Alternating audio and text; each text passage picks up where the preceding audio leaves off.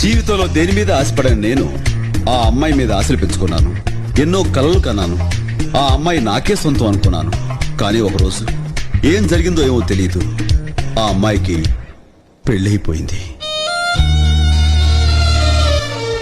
కళ్ళలోన కలలు అన్నీ కథలుగానే మిగిలేనే, కనులు దాటి రాను అంటూ కరిగిపోయేనే.